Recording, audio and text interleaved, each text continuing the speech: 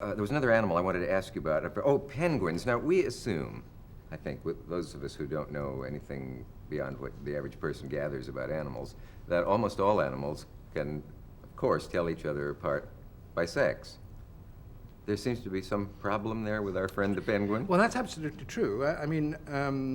When we are trying to tell creatures apart, the male has a different colored eye, or it has a different colored crest or something. And that's not to tell us as naturalists which is male and female, it's to tell the other sex, the other one of its own kind, which is which. Yeah. But when you kind of think of it, there's no reason why that should actually be a physical thing. It could equally well be a behavioral thing. And the penguins have gone in for, or one or two species of them have gone in for a behavioral difference in terms of sex. So the penguins look absolutely identical, as you know, at least they do in some species.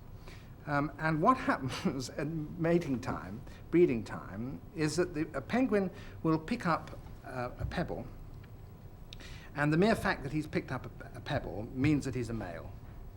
And he will take the pebble along, and he will put it down in front of another penguin that's just standing there, you see.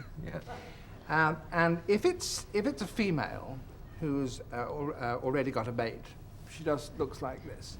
If it's a female who hasn't got a mate, she will pick it up and give it him back.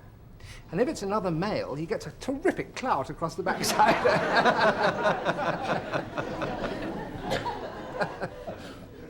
That's wonderful. I don't see. Is there film of this happening? It has been filmed, yes, it has. Yeah. Well, no, I'm sorry. I just self-censored myself. There was something I was going to say, but it would only be funny to a few. People with very poor taste. Well, bat caves and rats over your face are a couple of people's nightmares, I would think, or a lot of people's.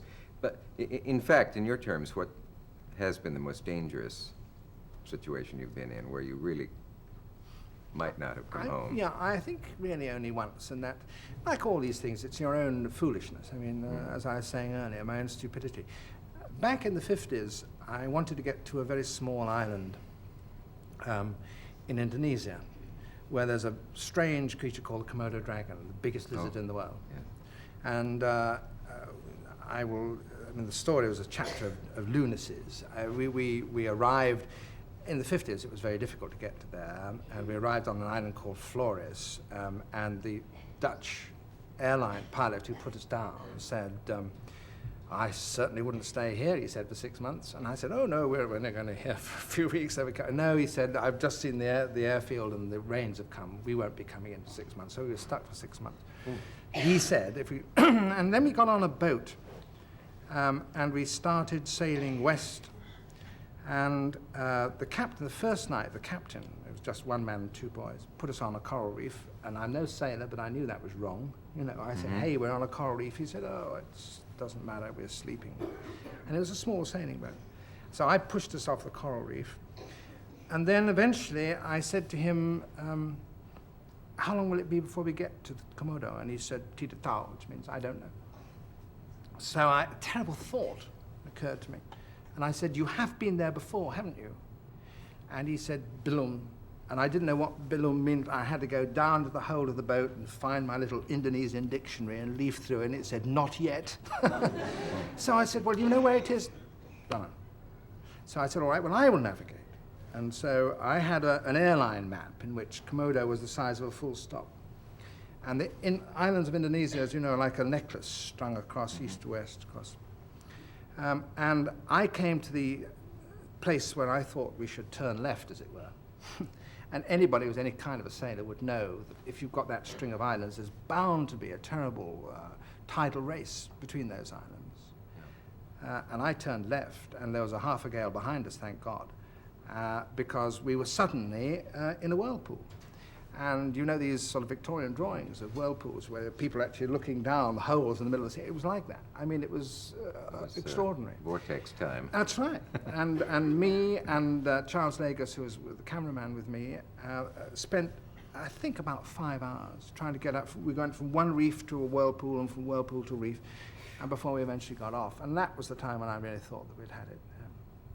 All because of an inexperienced... yes, stupidity. Decided to try to get there. Yeah. Oh, gee, Are we ever going to find any more tribes that have never seen civilization? It's thrilling in a way to imagine that, but was it only a few years ago that the Tassadai, was that it, were discovered who had never seen?